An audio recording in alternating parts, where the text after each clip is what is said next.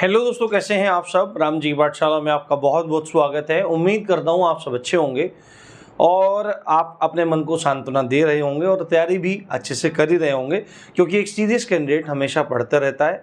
वो परेशानियाँ झेलता तो है, परंतु फिर भी क्योंकि कोई और चारा ना हो पाने के कारण और कोई और ऑप्शन ना हो पाने के कारण, अपने सपने को पूरा करने के कारण, ठीक है, ज़िंदगी में एक स्टेबिलिटी को लाने के कारण वह पढ़ता रहता है। ये एक अच्छे और गंभीर प्रतियोगी छात्र की पहचान होती है। उम्मीद है आप भी उनमें से एक ही हैं।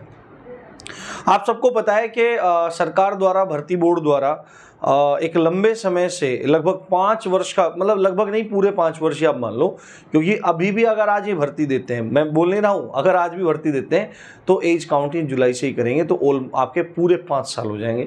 पिछले 5 साल से कोई भी भर्ती देखने को नहीं मिली है। बहुत सारे बच्चे तो ऐसे हैं, खासकर जो जनरल कैटेगरी में फॉल करते हैं, ठीक है, ओबीसी SC ST की तो बात अलग करी जाए, ठीक है। तो SC ST का जो है मामला, उसमें एज का रिलैक्सेशन थोड़ा हो जाता है और आपका OBC में एज का रिलैक्सेशन हो जाता है। इसका मतलब ये नहीं है कि मैं यहाँ पे किसी चीज़ का, किसी कैटेगरी सपोर्ट कर रहा हूँ। काफ़ी सारे लोगों को वहम हो जाता है कि मैं तिलक लगाता हूँ, तो तिलक मैं अपने धर्म के अनुसार लगाता हूँ भाई, ठीक है, वो मेरी आस्था के अनुसार है। और एक भाई, क्योंकि हिंदू धर्म से जुड़े हुए हैं तो अपने उसकी आस्था है। इसका मतलब ये नहीं है कि मैं OBC वालों का टीचर नहीं हूँ या SC, मेरे लिए बात है ही नहीं है। ना मेरे लिए आपका जाति मायने रखती है, ना आपका धर्म मायने रखता है, ना आपकी कैटेगरी मायने रखती है। परंतु एक कॉमन बात मैं यहाँ पे बता रहा हूँ, OBC SC ST को 5 साल का रिलैक्सेशन मिल जाता है, परंतु जनरल कैटेगरी में जो बच्चे आते हैं, जनरल कैटेगरी का मतलब अनरिजर्व्ड, और उसमें बहुत सारे लोग आते हैं, अलग अलग, बहुत अलग अलग कास्ट उसमें आती हैं, सब चीज़ें। ये मुद्दा नहीं है हमारा, पर फिर भी मैं आपको बता देता हूँ। तो बहुत सारे बच्चे ऐसे हैं, क्योंकि 18 से 22 इसमें एज है, तो जो पहले 2018 में आपका जो अंडर एज थे वो आज ओवर एज हो चुके हैं, उनको एक भी भर्ती नहीं मिली। और आपको पता है यूपी विधानसभा के चुनाव से पहले, यानी पिछले साल, इन्होंने 9 जनवरी को नोटिफिकेशन निकालना शुरू किया था कि हम लोग टेंडर निकाल रहे हैं, जिससे इन्होंने भ्रमित किया बच्चों को कि हम लोग भर्ती निकालेंगे, चुनाव के बाद निकालेंगे, जिससे फटाफट इनको वोट्स मिल जाए, ठीक है। UPSI के एग्जाम के साथ भी इन्होंने ऐसे ही किया, एग्जाम करा लिया, बाद में रिजल्ट दिया, खेल सब आपने देखा ही है उसमें, ठीक है। बहुत मेहनती बच्चे भी उसमें सेलेक्ट हुए और बहुत गड़बड़ियाँ भी इसमें देखने के लिए मिली। इसको मैं आज भी स्वीकार करता हूँ, उसमें कोई भी दो राय नहीं है। बट एक लंबे समय से फिर बाद में इनके टेंडर खेल चलता रहा, फिर अखबारों में निकालते रहे। नए साल पे भी 6 महीना, 5 महीने तो हो जाएंगे, नए साल पे भी निकाला, भर्ती निकाल, हर तीसरे महीने में डाल दें, हर दूसरे महीने में अखबार में डलवा दें, भर्ती निकालने वाले हैं, पर भर्ती कभी भी नहीं निकाली। तो ऐसे में जब कहीं से भी कोई ठीक से खबर नहीं मिल पा रही थी, तो हम लोगों ने एक RTI फाइल करी थी, जो 8 तारीख को हमने फाइल करी थी, ठीक है। 8 तारीख को, इसी महीने की 8 मई को हम लोगों ने फाइल करी थी। और 8 मई को फाइल करने के बाद उसमें क्या था, आपका UP RTI ऑनलाइन करके साइट है, उस साइट का वो मैं आपको दिखा देता हूँ एक बार ना। आप लोग यहाँ पे देख लो, जो हमने RTI फाइल करी थी, यहाँ पे आप देख सकते हो, ठीक है। इस RTI, ये जो फाइल हुई थी पूरी, इसमें उन्होंने क्या काम किया था, जो उधर से RTI है, जन सूचना अधिकारी हैं, उन्होंने हमको एक नंबर प्रोवाइड कराया था। भर्ती बोर्ड के जन सूचना अधिकारी का कह सकते हैं आप उन्हें, या वो या कुछ और अधिकारी की तरह से आप उनका नाम ले सकते हैं। तो उन्होंने, उनका नंबर हमको प्रोवाइड कराया गया, वो शायद SP रैंक के अधिकारी थे, और उनसे मतलब हमको ये कहा गया कि आप लोग क्या कीजिए, इनसे संपर्क करने का प्रयास करिए। क्या कीजिए? इनसे संपर्क करने का प्रयास कीजिए। अमूमन क्या रहता है कि 8 तारीख को हमने क्या डाला था, RTI डाला था, आज हमारी 22 तारीख हो गई, इतने में लिखित जवाब आ जाता है ना, इतने में लिखित जवाब आ जाता है, लिखित में, रिटन में चीज़ें आ जाती हैं, और रिटन में मैं आपको वो चीज़ें दिखा सकता हूँ। पर आपको पता है भर्ती बोर्ड है, बहुत लंबे समय से चूना लगाता आ रहा है, ठीक है। बहुत सारे लोग ये भी कह रहे थे अभी कि अभी ये बताएंगे कि भर्ती आ रही है, तो भाई मेरे सिर में खाज नहीं है, ठीक है, और मैं तुम्हारी तरह से भी नहीं सोचता हूँ। जो जेन्युइन बात होती है वो होती है। अब आप, बहुत सारे लोग अगर डबल स्टैंडर्ड अपनी लाइफ में आप रखते होंगे, दूसरे आदमी की मेहनत को आप नहीं देखते होंगे, दूसरे आदमी का कंसर्न आपके प्रति नहीं देखते होंगे, तो मैं उसका कुछ नहीं कर सकता।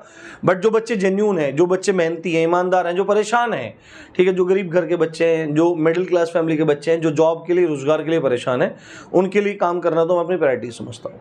हालांकि मैंने कभी पहले इस तरह से RTI डायरेक्टली नहीं डाली थी, पर हम लोगों ने डायरेक्टली RTI डाली, तो उस RTI के माध्यम से हमको क्या मिला, एक नंबर मिला। उस नंबर को, जैसे मैंने बताया था कि नंबर मिला है, हमने RTI डाल दिए, तो उस नंबर को हम लोग एक लंबे समय से ट्राई करते आ रहे थे, है ना, रोज फोन मिलाया, फोन नहीं उठा, क्योंकि कहीं ना कहीं उनको पता है कि भाई ARTI है, इसका कॉल हमारे पास आएगा। तो उन अधिकारी के पास हम कॉल करते रहे, तो उस कॉल का कोई भी रिप्लाई हमको नहीं मिला। फिर हमने डेली, मतलब पहले दूसरे दिन कर रहे थे, फिर उसके बाद हमने डेली मतलब उसमें कॉल करना शुरू किया। तो उनसे हमारी कल बात हुई, जो साथ में जिन्होंने RTI डाल रखा, उन्हीं से मैंने बात करवाने का प्रयास किया। तो आप ये बात सुन लीजिए, वो जो अधिकारी हैं उन्होंने पहले तो नॉर्मल बात करी, ठीक है, अच्छा ये है वो है। तो बच्चे ने अपने मुंह से ये बोल दिया कि सर मैं यूपी पुलिस कांस्टेबल भर्ती का एक अभ्यर्थी बोल रहा हूँ और हमको ये भर्ती के बारे में जानकारी चाहिए।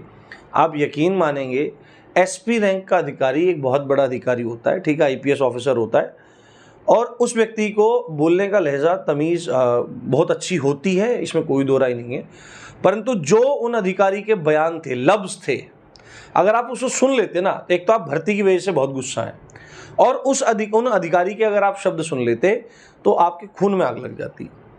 उन्होंने क्या कहा मैं हूबहू दोहरा रहा हूँ, मैं भी सुन रहा था, ठीक है, मैं भी सुन रहा था क्या बात कर रहे हैं।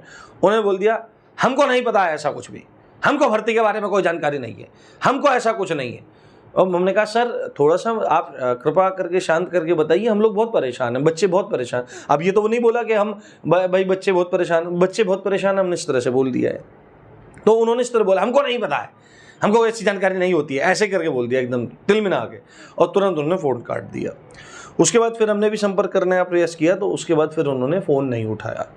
तो इतना गैर जिम्मेदाराना रवैया है, क्योंकि उनको पता है कि भाई कुछ होना तो नहीं है, ये क्या ही उखाड़ लेंगे हमारा। RTI है, कानून देश में बने हुए हैं, पर कोई उनकी सुनवाई करने वाला नहीं है। तो अब ऐसी स्थिति में जब उन्होंने कह दिया हमको नहीं पता है कुछ भी, तो अब हम क्या करें?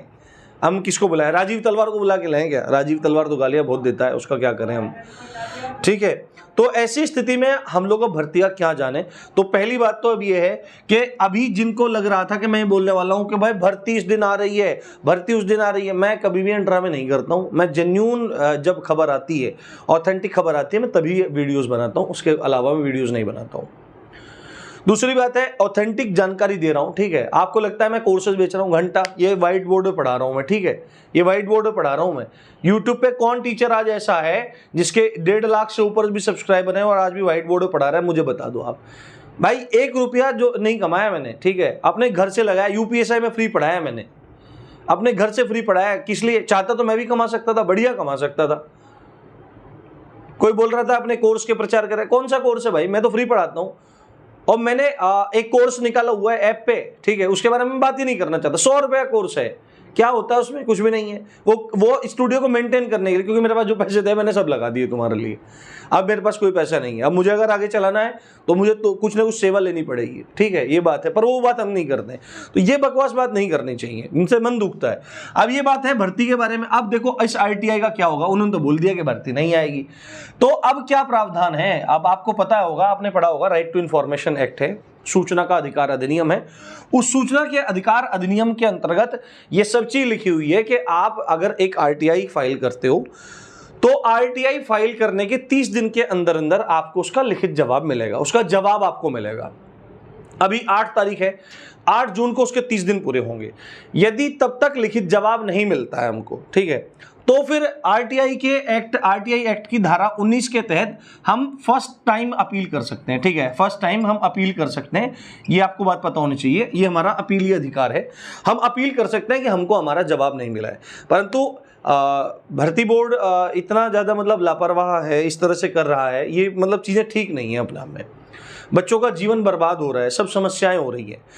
बट अब हमको क्या करना पड़ेगा? कम से कम 8 तारीख तक वेट करना पड़ेगा, क्योंकि अधिकारी ने तो बोल दिया जो बोल दिया है। भर्ती के बारे में अभी कोई खबर नहीं, ठीक है। अभी इस बात से स्पष्ट हो रहा है, उन अधिकारी के रुख से बात स्पष्ट हो रही है, ठीक है, कि उनको भर्ती के बारे में कोई जानकारी देनी नहीं है, ठीक है, कोई जानकारी उनको देनी नहीं है, उनकी मर्जी के हिसाब से निकलेगा। मेरी एक चीज समझ में नहीं आती कि UPSI की 95 से 34 भर्ती निकालनी क्यों जरूरी थी? आपको 49,568 निकालनी क्यों जरूरी है? आपको अभी भी 40,000 वैकेंसी क्यों निकालनी जरूरी है? आपको टीचर की 50,000 वैकेंसी एक साथ निकालनी क्यों जरूरी है? आपको लेखपाल की 8,000 वैकेंसी क्यों निकालनी जरूरी है? आप इन 95 से 34 वैकेंसी को 3-3 हजार करके भी तो निकाल सकते थे भाई। भाई, ठीक है, हर साल निकालते। तो इनमें क्या होता, जो बच्चा बेचारा यहाँ रह जाता उसको यहाँ मौका मिल जाता, यहाँ रह जाता उसको यहाँ मौका मिल जाता, और जेन्युइन बच्चा कंपटीशन में तैयारी करता रहता। ये 50,000 वैकेंसी है, आप इनको 3 भागों में काट के नहीं निकाल सकते हो। बच्चे को हर साल मौका मिलता रहे, बच्चा तो पैसा खुद देता है ना, बच्चा 500 रुपये फीस पे करता है, वो तो अपने पेपर का खर्चा देता है आपको पेपर ही तो कंडक्ट कराना। इससे फायदा क्या होगा, आप ही का फायदा होगा। हर साल रेगुलर ट्रेनिंग चलती रहेंगी, रेगुलर एग्जाम होते रहेंगे, आपकी भी छवि अच्छी बनी रहेगी, बच्चे का भविष्य बना रहेगा। पर नहीं, और किसी टीचर की हिम्मत नहीं है, बड़े से बड़े टीचर की हिम्मत नहीं है, सबको केवल और केवल अपना बोलना है, ठीक है। मैं सबका बहुत सम्मान करता था, सच बता रहा हूं, मैं सबका बहुत सम्मान करता था। मैंने कभी, आपने मेरे मुंह से किसी टीचर की बुराई नहीं सुनी होगी कभी भी, परंतु आपके हित में जो है उसका आप कोई ध्यान नहीं करते। मेरे को 100 आदमी आएंगे, गालियां देके चले जाएंगे, उनको पता ही नहीं कि उनका हित किसमें है। और जो मान लिया आपके लिए बोल नहीं रहा है, आपके लिए बात नहीं कर रहा है, वो आपके लिए भगवान बने हुए हैं, ठीक है। आप पूछिए, कोई दिक्कत नहीं है, जैसे भी करना है करिए, मुझे कोई दिक्कत नहीं है। बट वे शिकायत है उन टीचर्स से कि वो मतलब इन चीजों में खुल के साथ नहीं आते हैं। कोई फर्क नहीं पड़ता है, बुरा हाल टीचर्स का, बुरा हाल है। लड़ाइयां एसएससी में देख लो आप, बुरा हाल है, ये है मामला। तो अभी क्या है कि अभी देखो, सच बताऊं, एक भाई मेरे को बोल रहा था सर गुड न्यूज देना, कोई अच्छी खबर सुनाना। भाई क्या अच्छी खबर सुनाऊं आपको मैं? आपकी भर्ती के लिए सबसे ज्यादा प्रयास इस समय मैं कर रहा हूं, किसी भी तरह से कहीं से कुछ जानकारी मिले, आपको संतुष्टि मिले, आप लोग तैयारी करते रहो। मैं नहीं कह रहा मुझसे ही पढ़ लो, कहीं पढ़ लो भाई, किसी से पढ़ लो, ठीक है। सब बढ़िया ही पढ़ाते हैं भाई, सब बढ़िया पढ़ाते हैं। जो टीचर जिसको अच्छा लगता है, ठीक है, वो जो जिसका पढ़ाया हुआ आपको समझ में आता है, वो टीचर आपके लिए अच्छा है। तो फिलहाल तो मैं इतना ही कहना चाहता हूं कि भाई अभी हमको 8 तारीख का फिर से वेट करना पड़ेगा, उसके बाद हम लोग फिर डालेंगे। तो फिर ऊपर से जो अपीलीय अधिकारी होंगे वो इनसे पूछेंगे भाई जवाब क्यों नहीं दे रहे हो, चाहे लिख के दो कि अभी भर्ती नहीं आ रही है, लिख के दो इस बात को, ठीक है। तो एसएससी वगैरह तो इस चीज़ का अच्छे से जवाब देती है, पर ये है यूपी है, अपना मन मर्जी चल रही है चीज़ों की, लोगों की जीवन खराब हो रहे हैं, किसी को घंटा फर्क पड़ रहा है, क्योंकि जनसंख्या 140 करोड़ से ऊपर हो गई है, उनके लिए कीड़े मकोड़े हैं।